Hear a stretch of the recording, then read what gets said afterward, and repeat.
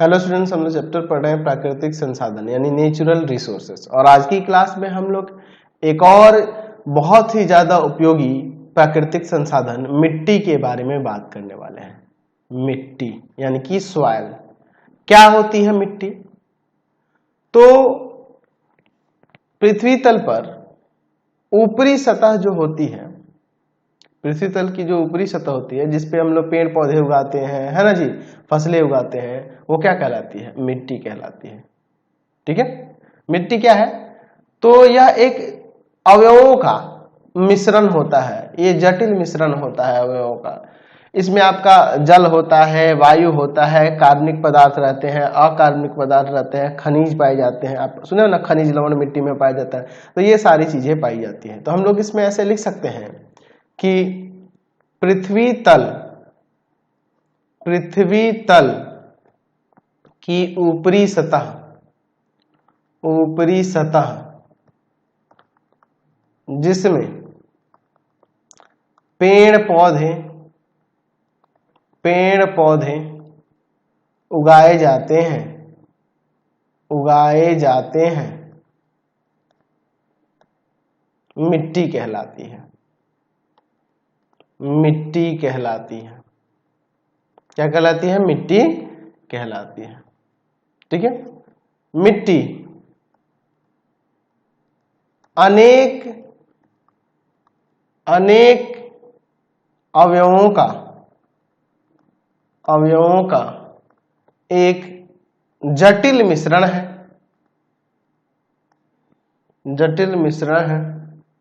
या जटिल मिश्रण होता है, ऐसे कह सकते हैं।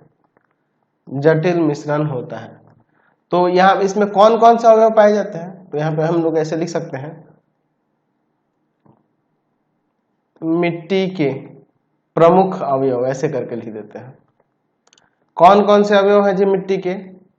तो मिट्टी के प्रमुख अवयव में आप पहला लिख सकते हैं कि जल होता है, उसमें वायु भी होता है। अब कैसे होता है, किस रूप में होता है, इसके बारे में भी बात करेंगे हम लोग। कार्बनिक पदार्थ भी होते हैं, अकार्बनिक पदार्थ भी होते हैं,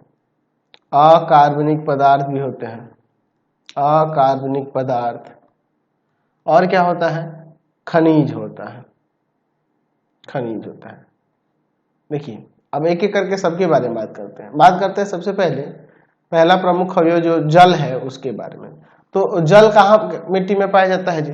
तो जल मिट्टी के जो कण होते हैं उनके बीच के रिक्त स्थानों में और उनकी बाहरी सतह पर जल उपस्थित रहते हैं। देखते हैं ना जी, ये मिट्टी में देखते हैं नमी रहती है, इसका मतलब उसमें जल होगा। ठीक है, और ऊपर भी बारिश वगैरह से कारण या नदी वगैरह का पानी जब आता है तो क्या हो जाता है? मिट्टी की ऊपरी सतह पे भी आपको जल मिलता है। तो यहाँ पे लिख सकते हैं कि जल जो होता है मिट्टी के कणों के बीच रिक्त स्थानों में और उनकी बाहरी सतह पर किसकी? मिट्टी की बाहरी सतह पर जल उपस्थित रहता है, ऐसा हम लोग यहाँ कह सकते हैं। चलिए, जल के बाद आप वायु की बात करते हैं। तो वायु भी मिट्टी के कणों के बीच ही उपस्थित रहते हैं, वायु। ठीक है, तो यहाँ पे लिख सकते हैं कि मिट्टी के कणों के बीच रिक्त स्थानों में उस रिक्त स्थानों को कहते हैं रंध्र। रिक्त स्थानों में जल तथा वायु भरी रहती हैं। ठीक है, या जल के साथ साथ वायु भरी रहती है, ऐसे लिख देते हैं। जल के साथ साथ वायु भरी रहती है, ऐसे आप कह सकते हैं। ठीक है, अब बात करते हैं हम लोग किसके बारे में जी? कार्बनिक पदार्थों के बारे में। कार्बनिक पदार्थ कौन कौन से होते हैं? कार्बनिक पदार्थ। कार्बनिक पदार्थ की बात करेंगे तो देखिए, जितने भी जीव जंतु मरते हैं या पेड़ पौधे सड़ते गलते हैं तो उनके बाद वो क्या बन जाते हैं, कार्बनिक पदार्थ ही ना आते हैं जी। उसी का वो कार्बनिक पदार्थ बन जाते हैं, वो कार्बनिक पदार्थ ही ना है जी। मृत जीव, पेड़ पौधे चाहे जीव जंतु हुआ, कोई जीवाणु हुआ, सड़ गल के क्या हो जाता है, मिट्टी में कार्बनिक पदार्थ उसके कारण आ जाते हैं। देखिए, और उन्हीं का जो कार्बनिक पदार्थ आ जाते हैं और इसी के कारण उसको जो होता है उसको ह्यूमस कहते हैं। ठीक है, वो क्या कहलाता है, ह्यूमस कहलाता है। वो कार्बनिक पदार्थ ह्यूमस कहलाता है। तो लिख सकते हैं इसमें कि मृत जीवों के सड़ने से मिट्टी में कार्बनिक पदार्थ आ जाते हैं, कार्बनिक पदार्थ आ जाते हैं। ठीक है, इन कार्बनिक पदार्थों को यहां लिख सकते हैं जिन्हें ह्यूमस कहा जाता है। और ह्यूमस मिट्टी को नाइट्रोजन और क्या देता है, फास्फोरस प्रदान करता है। यहां लिख सकते हैं कि ह्यूमस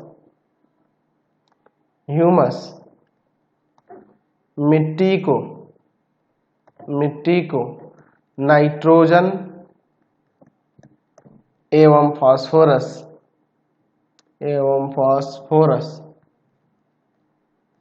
प्रदान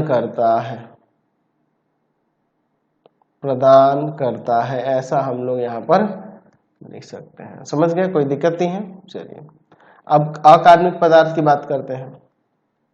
अकार्बनिक पदार्थ तो जो हम लोग खेतों में खाद डालते हैं, है ना, कोई उर्वरक डालते हैं, खाद डालते हैं, तो उससे क्या होता है, मिट्टी में अकार्बनिक पदार्थ आ जाते हैं, है ना जी। तो यहाँ पर लिख सकते हैं कि यहाँ पर लिख सकते हैं कि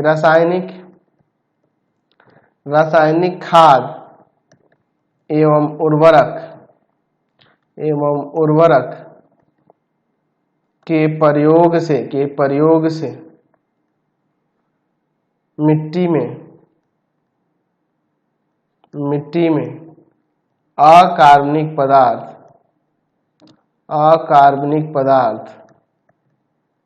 आ जाते हैं। ठीक है, या ऐसे भी लिख सकते हैं कि मिट्टी निर्माण के दौरान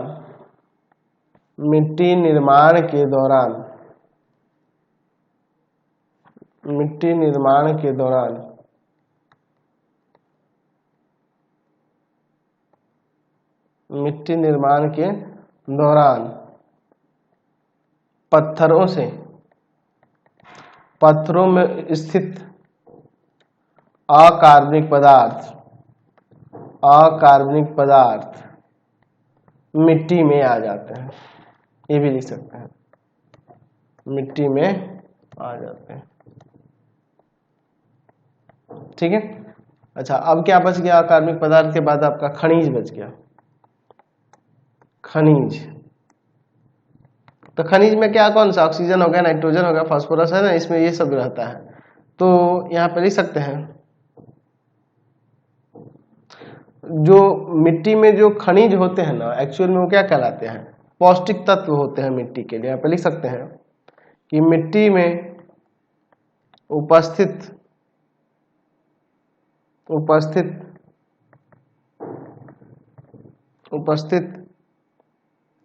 हाइड्रोजन,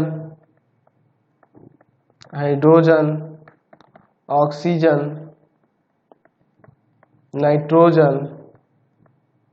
नाइट्रोजन और कौन सा चीज, नाइट्रोजन के बाद फास्फोरस, पोटेशियम,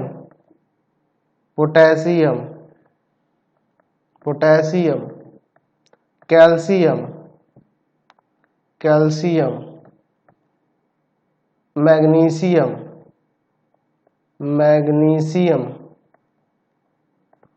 लोहा इत्यादि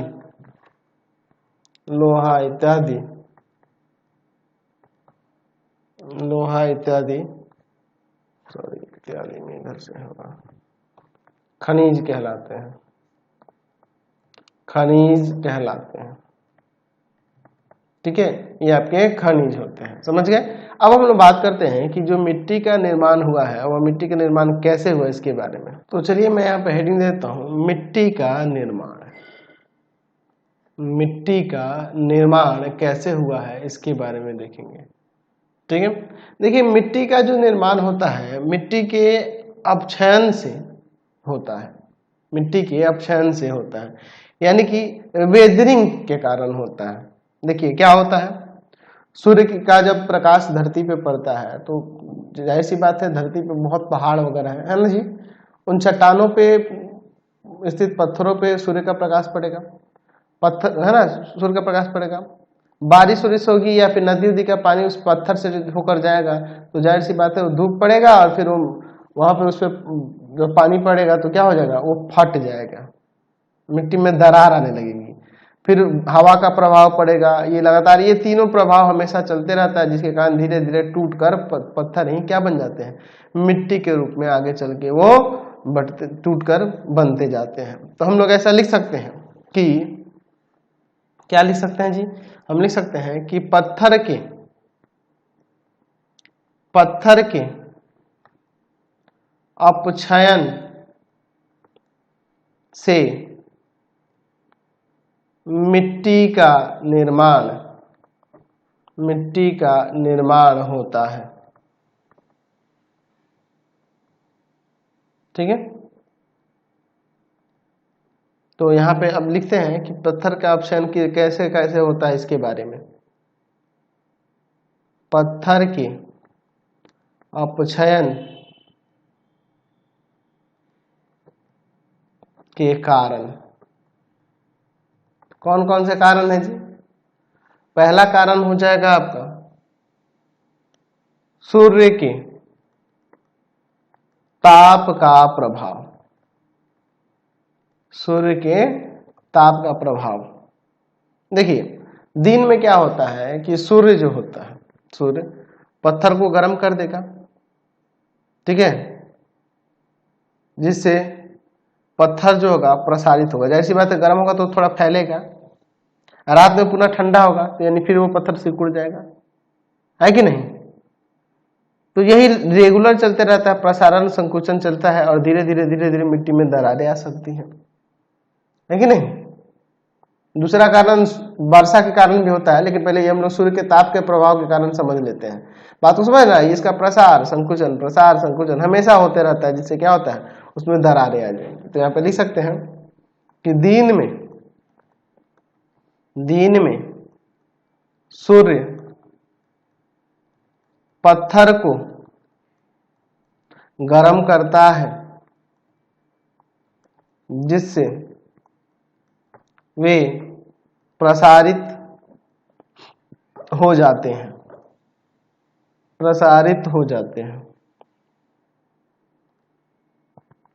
रात के समय पत्थर ठंडा हो जाने से संकुचित हो जाते हैं। ठीक है, यहां पर लिख सकते हैं कि पत्थर का प्रत्येक भाग असमान रूप से प्रसारित तथा संकुचित होता है, जिससे पत्थर में दरारें आ जाती हैं और ये बड़े पत्थर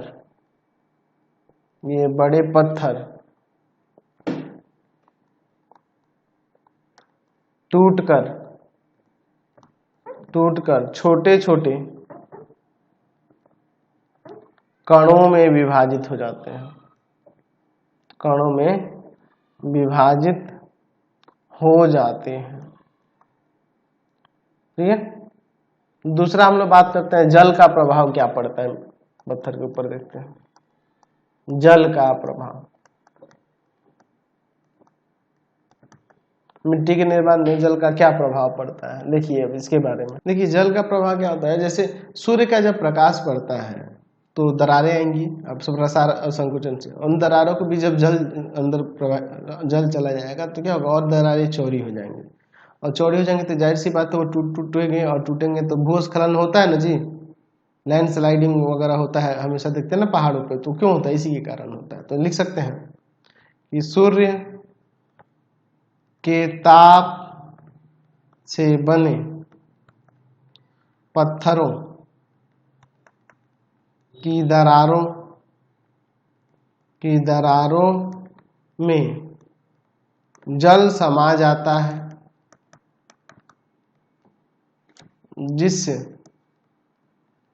जिससे पत्थरों की दरारें और चौड़ी हो जाती हैं, और चौड़ी हो जाती हैं। ठीक है, तथा ये टूट जाती हैं।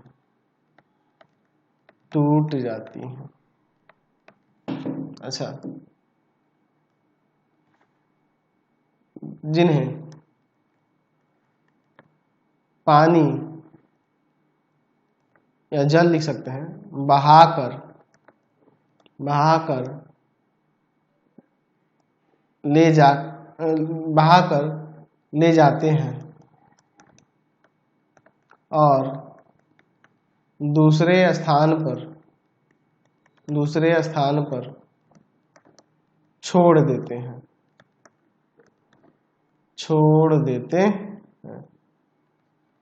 ठीक है, ऐसे होता है। अच्छा, उसके बाद जल का प्रभाव हो गया। वायु का क्या प्रभाव पड़ेगा, वायु का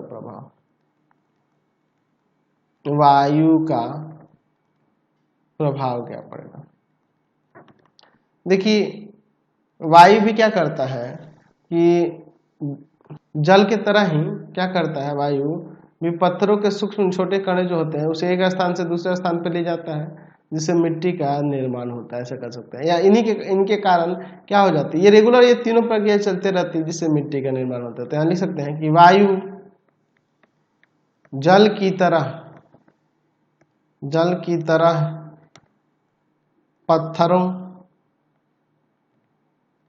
पत्थर के सूक्ष्म कणों, ऐसे भी देते हैं, सूक्ष्म कणों को एक स्थान से दूसरे स्थान तक ले जाती हैं, जिससे मिट्टी का निर्माण होता है। तो ये तीनों प्रक्रियाएं हमेशा चलते रहती हैं। ठीक है, और इसी तरह मिट्टी का निर्माण होता है, समझ गए। तो अभी हमने देखा कि मिट्टी का निर्माण पत्थर के अपक्षयन से होता है। ठीक है, तो वहां पर हमने देखा अभी मिट्टी का जब निर्माण हो रहा था तो उसमें देखा था कि पत्थरों से ही टूटकर पत्थरों के टूटने से ही मिट्टी का निर्माण होता है। यानी कि कह सकते हैं कि पत्थरों पर जो ऋतु प्रहार होता है, ऋतु का यानी कि अपक्षयन होता है, जिसके कारण मिट्टी का निर्माण होता है। तो मिट्टी का 90% भाग जो होता है ना, वह अपक्षयन से प्राप्त होते हैं। ठीक है, उसमें जो सूक्ष्म कण होते हैं मिट्टी, वो 90% भाग किससे प्राप्त होता है, अपक्षयन से ही प्राप्त होता है। ठीक है, यानी कि पत्थरों के टूटने से ही बनता है। और बाकी जो भाग बच गया 10%, उसमें 10% में सड़े गले पौधे हो सकते हैं, जीव हो सकते हैं, है ना, कोई जीव जानवर हो सकता है, और सड़े गले होते हैं। और इसके ऊपर मैंने बताया था कि सड़े गले पौधे और जीव जो होते हैं उनको हम लोग क्या कहते हैं, ह्यूमस कहते हैं, ह्यूमस कहते हैं। ये आपके कार्बनिक पदार्थ कहलाते हैं। ठीक है, तो इसके अतिरिक्त मिट्टी में सूक्ष्म जीव भी पाए जाते हैं, सूक्ष्म जीव भी रहते हैं। तो मिट्टी की जो गुण होते हैं, मिट्टी का गुण, उसमें कितना ह्यूमस पाया जाता है, यानी कि सड़े गले पौधे जीव कितने पाए जाते हैं, उसके ऊपर निर्भर करती है। ठीक है, और उसमें जो पाए जाने वाले जो सूक्ष्म जीव हैं उनके ऊपर भी निर्भर करता है मिट्टी का प्रकार, मिट्टी का गुण, मिट्टी की क्वालिटी उसके ऊपर भी निर्भर करती है। तो हम लोग कह सकते हैं कि मिट्टी का जो क्वालिटी होगा किस पे निर्भर करता है, ह्यूमस पे निर्भर करता है। ठीक है, मिट्टी का गुण ह्यूमस पे निर्भर करता है। तो ये जो सड़े गले और पौधे जीव ये सब जो होते हैं, ये क्या होते हैं, ये मिट्टी में ये हल्के होते हैं, हल्के होते हैं। इसके कारण ही क्या होते हैं कि मिट्टी के अंदर हवा जल आसानी से उसमें समा पाता है। ठीक है, उसके अंदर वो छिद्र बना देते हैं, रंध्र बना देते हैं, हल्के होने के कारण ये उसमें रंध्र या छिद्र बना देते हैं, सरंध्र कह सकते हैं, बना देते हैं, जिसके कारण हवा और जल मिट्टी में समा जाता है। तो इसके बारे में हम लोग थोड़ा सा यहाँ लिख सकते हैं, यहाँ लिख सकते हैं कि मिट्टी का 90% भाग अपक्षयन से प्राप्त सूक्ष्म कण होते हैं। इसमें सड़े गले पौधों और जानवरों के टुकड़े भी मिले होते हैं, जिसे ह्यूमस कहते हैं। ह्यूमस कहते हैं, ह्यूमस कहते हैं। इसके अतिरिक्त मिट्टी में विभिन्न प्रकार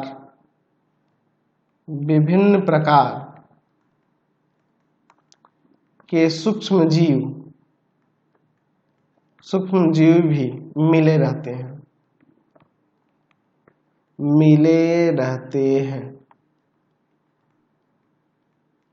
मिट्टी के गुण को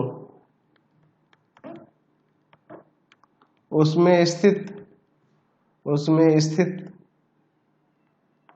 ह्यूमस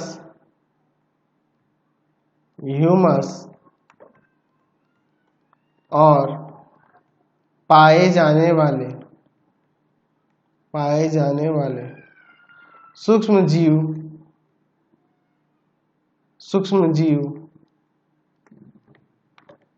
पर निर्भर करता है। ठीक है, ह्यूमस जो होती है, ह्यूमस मिट्टी को सरंध्र बनाता है,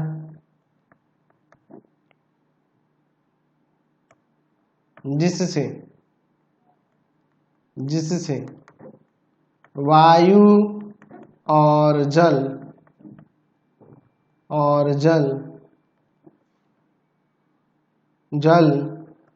को भूमि के अंदर जाने में सहायता मिलती है।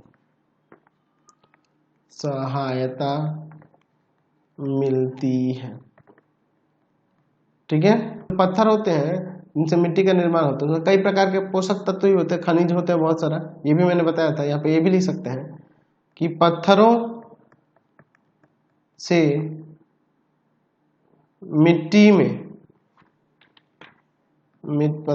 मिट्टी में कई प्रकार के कई प्रकार के खनिज पोषक तत्व भी आ जाते हैं, पोषक तत्व भी आ जाते हैं, ऐसा हम लोग यहाँ पर लिख सकते हैं। क्लियर है? तो आज की क्लास में इतना ही रहने देते हैं, नेक्स्ट वीडियो में आगे देखेंगे। आपको हमारे 3 चैनलों को सब्सक्राइब करना होगा। पहला है pathfinder classes Chhapra, pathfinder classes Chhapra. दूसरा है आपके पास भारती भवन रविकांत सर, भारती भवन रविकांत सर,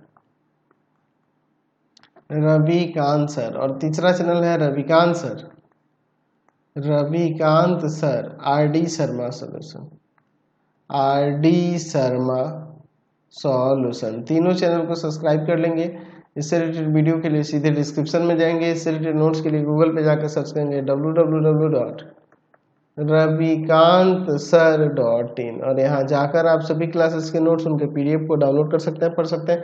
इंस्टाग्राम और फेसबुक पे जाकर पाथफाइंडर क्लासेस छपरा को लाइक एंड फॉलो करना नहीं भूलेंगे। Thanks for watching the video. Comment करके जरूर बताया करें कि हमारे वीडियोस कैसे लगते हैं आपको।